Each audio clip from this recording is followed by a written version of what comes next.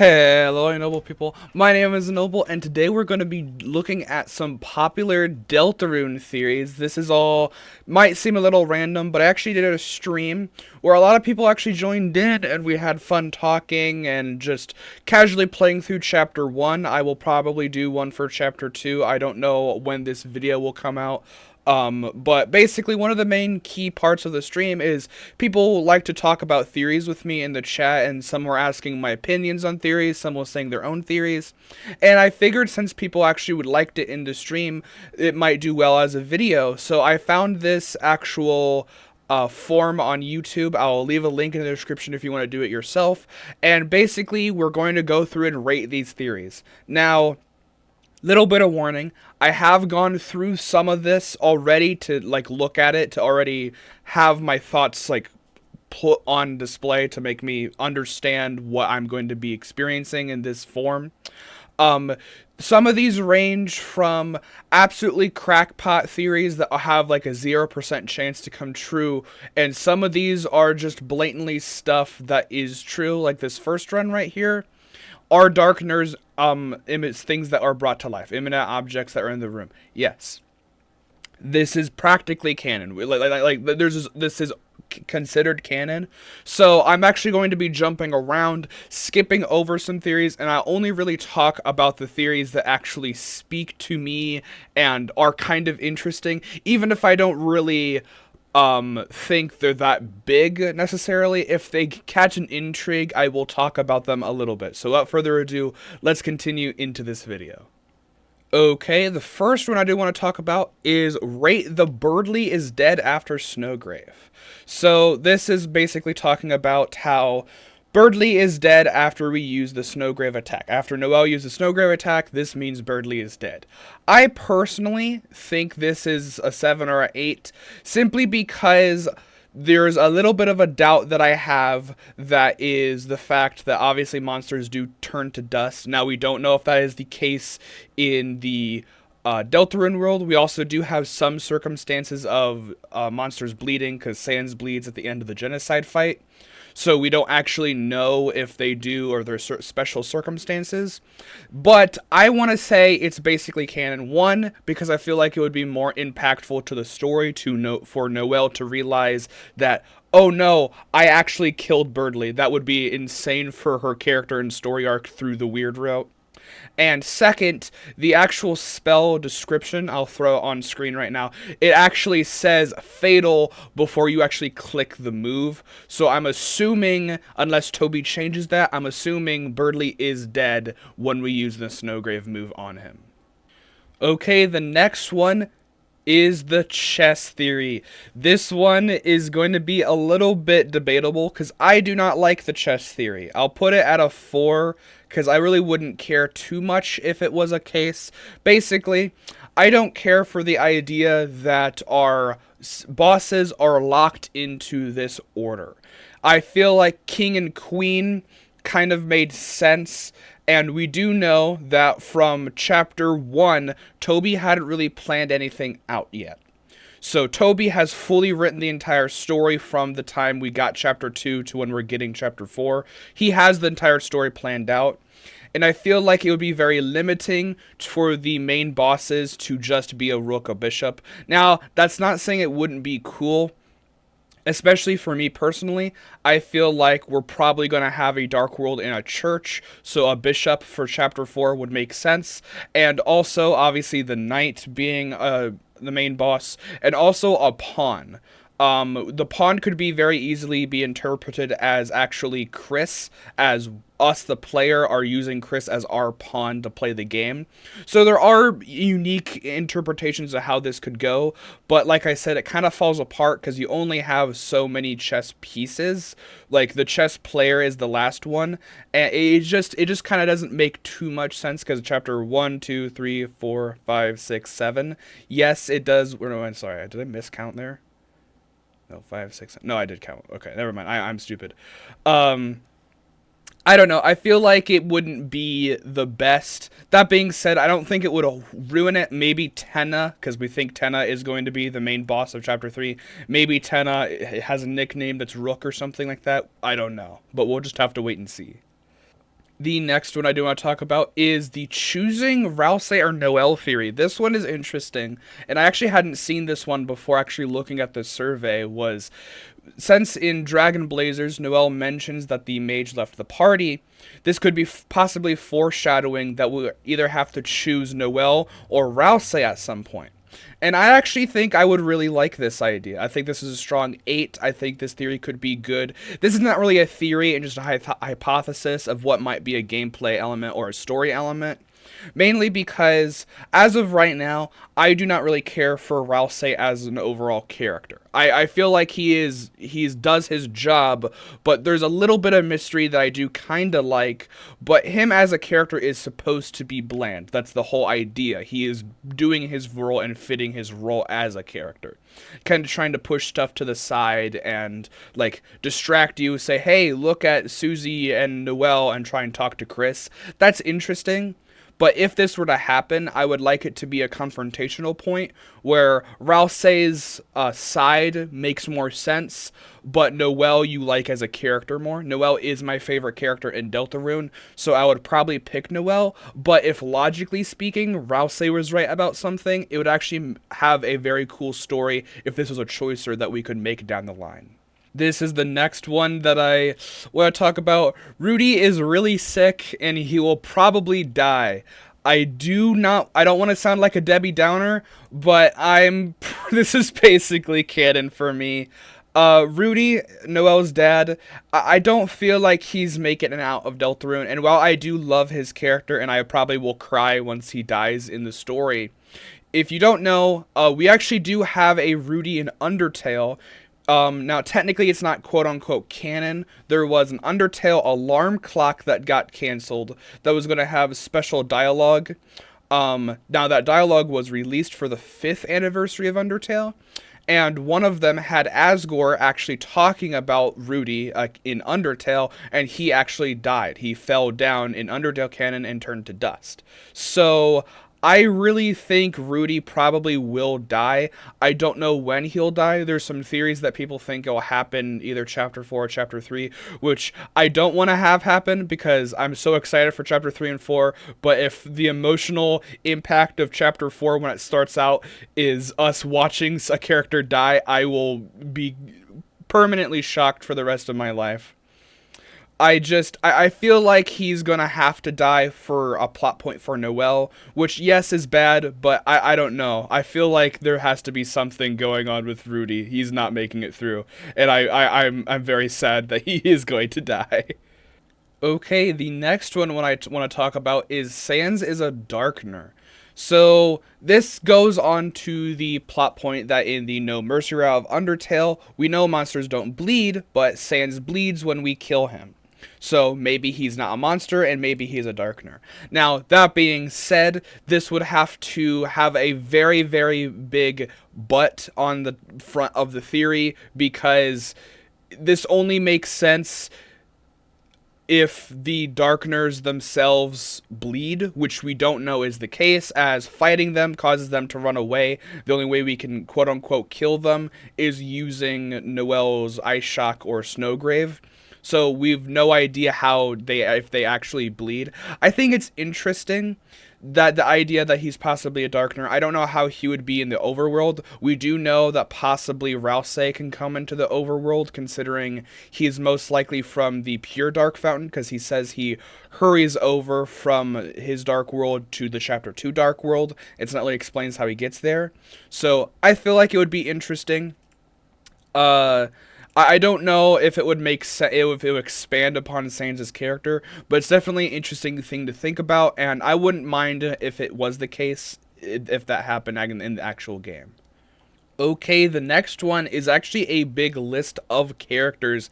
What new characters do you think will appear in the Dark Worlds from Chapter 3 to 7? Now, this is very interesting because we actually don't. Obviously, we don't have too much information about what characters should. Now, I'm going to just click characters that I think are pretty much confirmed. We're most likely going to see Toriel in Chapter 3. I feel like we're probably going to get all of the Dreamer family as well, so Asgore and Azriel. I'm probably going to say Gastra is most likely going to appear simply because I feel like he might be the final boss or one of the big bads or whatever. We'll just have to wait and see. And I do kind of think that also um, Rudy and Noel's mom will also possibly join. I feel like that what is going to happen is, in my personal theory, something happens to Rudy, he dies or whatever, and if we're going along the lines of Undertale, then he will turn to dust. So he turns to dust. Noel has kind of a breakdown, obviously, and she opens a dark fountain. And that dust turns into either a darkener or representation of her dad, and we have Noel's mom also in the dark world. That could possibly be chapter 4. Again, I don't want Rudy to die that early, but I don't know, something like that might happen. We'll just have to wait and see. Now, some funny ones. I feel like Papyrus being in there would be funny. Same thing with Mew Mew and Metaton, because I like them as characters. I don't know about Father Alvin and Gerson, or well, is their name here? There is another character. I don't think their name is on here. A lot of people. Oh, I forgot to click Des. I'm completely. Yeah, Des is probably going to appear at least somewhere here. Father Alvin is very interesting because a lot of people think Father Alvin possibly opened a dark world, or Gerson possibly opened the chapter, the before we go to the dark world, the weird place before in the beginning in chapter 1. People think Gerson possibly made that. So I wouldn't be too surprised. And then ones that are probably pretty much confirmed, we're getting Jockington, we're getting Caddy. Those are pretty much confirmed. I don't really care too much about Monster Kid and Snowy, so I probably won't click these as characters, but I'm pretty happy with the ones that I did choose. Okay, this is the next one that I want to talk about. Is some believe the placeholder animations are really just placeholders, but there is code in the menus to actually hold a chapter 0. I think this would be pretty cool. Now, I don't think it's basically canon. I would just like if this were true. The fact that in the our new Dark World home hub world area where we have all of the Darkners from our adventures, the fact that we can't go back to the quote-unquote ruins of Deltarune, I guess, or the beginning area, it's very interesting, especially since before we click on the save file, it does say that Chris has a save file there, so possibly either Chris has been there, like I said earlier, people think that possibly Gerson could have opened the Dark Fountains before, or people think that for the Night Theory, which I don't really know how I feel about the Night Theory, but we might get to that later. But I feel like it would be cool to see a prequel chapter possibly either have a route to get to. It wouldn't be like announced, but we could possibly, once we complete all 7 chapters, here, go back to chapter 0 and there's something special waiting. I think it would be really cool if that happened. This theory is kind of sad, but I actually do kind of want to talk about it a little bit. The Susie Has No Home, this actual half of the Google Doc is all about Susie. And this one is actually talking about Noel, or Torio tells Susie to call her parents, but she doesn't. Now, this could obviously be interpreted that she doesn't have a good home life. Actually, that was a thing up here with about a home life, but I didn't really want to talk about it that much because I don't want to. I feel like that's a story beat that's implied, but one thing that I feel like it could be onto interpretation is the fact that Susie might not have a home and might be homeless. I feel like that would add a lot to Susie's character and actually have her growth, because there are some interactions, especially with when Ralsei showcases the room he made for her, where she's surprised that she has a room to herself. So there could very possibly be a case where she doesn't have a home. Obviously, that's sad. I don't want that to be the case, but from a character standpoint, it makes sense in tandem of how she acts in chapter 1s. It also understands why she eats random stuff, because she's never really had normal food before. She just eats whatever she can find for sustenance, which again is sad, but I feel like it would be a cool idea and possibly expand upon her story, especially if she's like in tandem with Noel or something. I could 100% see a storyline where perhaps Noel's mom doesn't really like Susie because she is homeless, because it's been kind of implied that Noel's mom is kind of obviously possibly the mayor or kind of above the law type thing. So it might be a case where she looks down on Susie and Noel defends her. I feel like that would be a cool thing, part of Susie's character. Okay, we're gonna rate this theory. Azriel is actually Rousey in disguise. Now, this is going to be the first one where I'm going to have to give a bad one on. I really, really do not feel like this is the case. I feel like Rousey looks too young, especially because he's like around the same height as Chris and a little bit shorter than Susie. I feel like, while yes, Rousey does look like an older version of the Azriel we get in Undertale, I feel like it's definitely a different-esque character. I feel like it's too on the nose for it to just be, oh, it was me, Azriel, the whole time. Especially since there are circumstances where Rousey seems to be trying to, like, hit on Chris, or, like, talk about how, there's some weird implications with that, so it's really weird.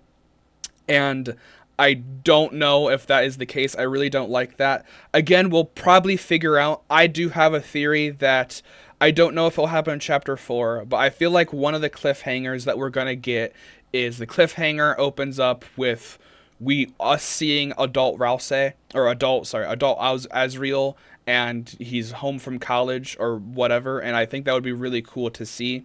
Now, again, that being said, I don't know when that would happen, but I feel like there is a chance that we'll see Azriel in a Dark World at some point, so I really don't like the theory that he's just Azriel in disguise, or Rousey's Azriel in disguise. I don't think it makes sense. Yet another weird theory. Now, this one I don't know how to feel about. This one, I'll read it full. Azriel got killed when coming back from college by Chris in an accident and became Rousey. They're trying now to hide their death. It explains why, for example, Pizza Pants would have to tell Chris to say something to Azriel when he could just call him. If the info goes only through Chris, then they would only have the chance to be hiding something. Azriel being dead and being there simply trying to save them would make it more of a parallel to story to Undertale, like it says in the Steam page. There's also been hanging out with Caddy, who likes magic and has looked up at the magic on library. Luke will be trying to save him through magic, even if it's to fail, even though it's fall. It looks like summer vacation at the library. When is he coming home? Now, this just could be an aesthetic choice by Toby. It's most likely that Chris likes the occult and magic and stuff because obviously they just like that stuff. They played video games. They seem to like this kind of fantasy element. Same thing with like Noel. And the fact that they're trying to explain that Burger Pants could just call him is a little stupid, because it is explained that the internet is down in the entire hometown. So maybe he doesn't have any data to call Azriel. But I will say I don't hate this theory, simply because this is the idea that ashes, or the possible pile of Azriel's dust is what it is. Piles of Azriel ashes are kind of weird. If we know that dust itself from a monster can be either injected with determination in Undertale, and that either makes amalgam. The amalgam are multiple monsters, because that's the only way they can stay combined with the amount of determination. The idea that if you take the dust from someone, bring it into a dark world, since that is an object, it will become a darkener. So that would kind of explain where you get the warped version of Azriel, Rousey. That makes sense. The problem I have with it is it hinges on the fact that we just haven't seen Azriel. I feel like that doesn't make too much sense. I will put it down a little bit of peg. The fact that possible dust could become a darkener, I like. I don't like the fact that Rousey is that. Like I said before, if Rudy dies somewhere in the story, and Noel opens a dark fountain, or someone opens a dark fountain, and his dust ends up in that place, and her dad is alive in the Dark World. I feel like that would be a more compelling character thing. It would probably get people thinking about if this is possibly true again, but I don't know. I feel like I like some elements of it, but I don't like the overall concept completed. Okay, we're going to talk about this one. Rate the Chris is a half human theory. So they're half human and half monster. I actually don't care. I feel like this one is very interesting. I don't know how I feel about it. This is one that I haven't heard about, but rereading it and going in the depth in my mind and thinking about this kind of makes sense. If you don't know, obviously, Chris is a human. That's the whole point of their character. But there are a couple circumstances in the chapter 1 where it states when you inspect your actual character sheet when you first get into the Dark World, it says a human containing a human soul. It's weird that it states that you have a human soul. Possibly Chris could have a monster soul or something. We do know that Chris has a history with whatever's in the bunker at the end of town. Something could have happened there. They might be like a weird combination of both of them. I feel like there is possible explanations to why Chris possibly doesn't have a soul, because it would be a little bit weird for them to suddenly never have a soul and them struggle to move around. It's implied that without us, the player, the human red soul, they struggle to move around, as seen in the cutscenes when they're making the fountain and getting the knife. They don't move around as normal. They walk around very creepily. So it would be weird for them to always be like that. So maybe they just don't have their soul, or they don't have their normal monster soul. I feel like it's interesting. I'll put it a little bit closer to 10 than, I want to put it 7 because I don't feel like it is a 7. It's interesting. I feel like we need more information for me to consider this canon or a better theory, but I do like it. It has strings of a good idea in place. Okay, the next one I want to talk about is Chris knows what happens to Des. Chris definitely saw something that happened at Des, and they know how they went missing, but they aren't making fountains because they're trying to save her, find her, or just referring how to find secrets in the video games. Like, oh, okay, that. Sometimes I will say when I read through these ones that I'm not actually talking about, so they're kind of worded a little bit weirdly. But the overall idea that Chris possibly knows something that happens to Des is interesting. It's stated multiple times that their relationship between Chris and Noel, they've always been kind of friends, but it's been strained, which makes sense. If Des went completely missing, that relationship's going to be a little bit strained. That's most likely what happened between Noel's mom and Rudy, and also Noel with her mom as well. The relationship probably got a little bit strained doing that. So the idea that possibly Chris doesn't really talk to them anymore because he knows something, or sorry, they know something and they don't want to say anything. It's interesting. I feel like I would like that. The problem with it is that I feel like Chris as a character wants to do something bigger. They obviously want to break control from us.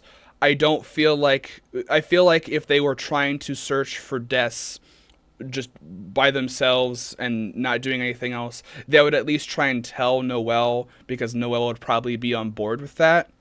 It's just a little weird of how they're going around it. So maybe I actually might knock it down to a 7, actually. I like the idea that they know what happened. I don't know about trying to find her or save her. I feel like them knowing what happened and they don't want to talk about it, because that makes sense for their character trying to be quiet and not really talk too much. That's why Noel finds it weird that we talked so much as playing as Chris. So it's very interesting.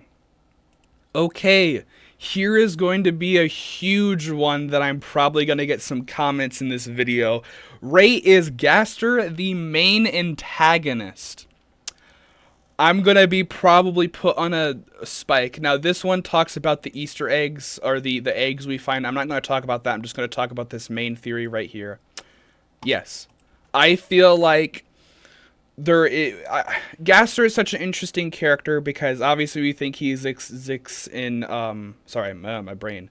He exists in Undertale most likely. I mean, we literally have confirmation from the Goner monsters. So I feel like him staying a mystery character where we don't really know if he's real or not. I feel like there's so much more that we've gotten, especially with the opening of Deltarune playing a song literally called Another Hymn. It sounds exactly like Gaster's theme. The dialogue in the Goner Maker section of Chapter 1 literally has like word for word how Gaster speaks. So many of the secret bosses talk about Darker Yet Darker. Sham talks about Darker Yet Darker. I feel like there has to be something Gaster, especially with the idea that in entry 17, Gaster states something about the photon readings are negative, and and the Goner monsters talk about him falling into his creation. The way it's worded does seem like he fell into the core, but if you actually put it together, he might have fallen into his dark world, or is watching us somehow. Like, yes, he talks in Twitter or is in the game watching us somehow. Especially with photons reading negative. If a photon is the level of light molecule, the atom and molecule that produces light. A photon can never be negative. 0 is the absence of light, and then 1 is light, and it just can go up. You can't get darker than dark, but a dark fountain might literally be negative light, which is an interesting theory, and I feel like we're building up to at least see him. I don't know about the main antagonist. I maybe put it down to a 9. I feel like he's definitely probably a big bad. I don't know about the complete main antagonist. I feel like the knight might be the main antagonist, but we'll have to wait and see. But yeah, Gaster is definitely going to be revealed in this game at some point. The angel is the main antagonist. This one is interesting. I know I just did say I think Gaster should be the big bad. I'm going to give this one an 8 because I feel like the angel being an antagonist makes sense, especially with the legend that Rouse tells. I do want to say that if I think the angel is going to be the antagonist or possibly a obstacle, I don't necessarily think a actual evil character. I feel like we will have to fight Noel at least some point in the game, whether that is in the weird route or whether that is in the normal route, I don't know. But there's definitely going to be a case where we fight Noel because she has become the angel. There's so much angel imagery, even to her dark world clothing that she has on that looks like a gown. Ooh, that's the like normal stereotypical angel outfits in like the Bible and stuff. I feel like the angel is either Noel or something related to Noel is going to be an obstacle. I don't necessarily know about a main antagonist. I might actually put it down to a 7. It's definitely going to be a threat, but not probably a quote-unquote villain. Okay, the Papyrus Knight theory. Now, before you get mad, I feel like there could be something interesting with this. So, one of the biggest theories with the quote-unquote knights in people who want knights. As a matter of fact, they're people like Alvin Knight. I feel like he has to be developed as a character to be a knight, but I'm not going to talk about that one. Papyrus, I can see having a very interesting story to be the knight. A lot of people say I feel like the knight shouldn't be manipulated. The knight has to understand their intentions. So people say, oh, Papyrus is probably going to do it not knowing what he's doing. I can see how if you're talking about the Papyrus in Undertale, however, I personally think the Papyrus in Deltarune, or at least the Sans' brother in Deltarune, because he actually hasn't mentioned Papyrus, I don't think. I feel like this is the case of Sans Undertale is not actually Sans Undertale. My kind of crack theory is that obviously we know that Sans in his genocide dialogue speaks about giving up trying to go back a long time ago, and the surface doesn't appeal to him either. This is pretty much playing into Deltarune, how Sans wants to go back to Deltarune and go back to his normal life, and he and he kind of gave up. But we do know in Deltarune that Sans is new and his brother needs friends. And we also know from the one of the Q&As with Papyrus, he talks about where he grew up, his first home. He remembers a lot of grass. Grass is not in the underground except at the beginning and at the end, and you can't really live there because one is in the ruins. No one went in the ruins except Toriel, and at the end, that's where Asgore's castle is. So he's obviously not living there. So Papyrus probably vaguely remembers him being younger and on the surface in the Deltarune world, and I strongly believe Sans figured out a way to go to Deltarune, brought Papyrus with him, and that Papyrus is still the Papyrus from Undertale, but he's kind of has a broken psyche, if that makes sense. Suddenly, all of his best friends don't know him. There's new people that he doesn't know. He can't go back, and I feel like it would be kind of a character assassination a little bit on Sans's part, because Sans usually cares about his brother, but at the same time, he let Papyrus get killed when he could have probably stepped in. So there's a little bit of a back and forth. I feel like Sans just isn't really thinking too well. I mean, by a standpoint, by a brother, he thinks he might be doing the right thing and doesn't really he doesn't understand Papyrus's feelings. And I feel like if Papyrus figured out about the Dark Worlds, he might be trying to cause so much havoc in this world that he's trying to force Sans to go back to Undertale or to go back to that world, because there's no reason to do anything. He can't capture the humans. They're on the surface already. He doesn't have a purpose, and I think that's interesting. That being said, I feel like people would probably get a little bit upset if Papyrus was the knight. I personally would kind of like to see old Papyrus, not really a quote-unquote sad Papyrus, I guess. But I feel like this would be interesting if this were to happen. Okay, Chris is knight theory. This one is very big. So big that a lot of people, including me, at the end of the game, see Chris stab the ground and make a dark fountain. Like, it's confirmed chapter 3 is going to be the Chris's dark fountain. So why they're pretty much confirmed to be the knight, right? Yes and no. I feel like for Chris to be the knight, we need a little bit more information. We don't really know if they would be able to create the Dark Fountain in Chapter 2 or Chapter 1. Because in Chapter 1, when Susie and Chris open the door, Susie is obviously taken back, but Chris, they are taken back as well as they step backwards as well, kind of confused what's happening to that closet. And with Chapter 2, it's actually kind of stated and implied that the knight themselves was hiding in the closet in the back of the room. Noel and Birdley obviously just went in and sat down and started doing research on their school project.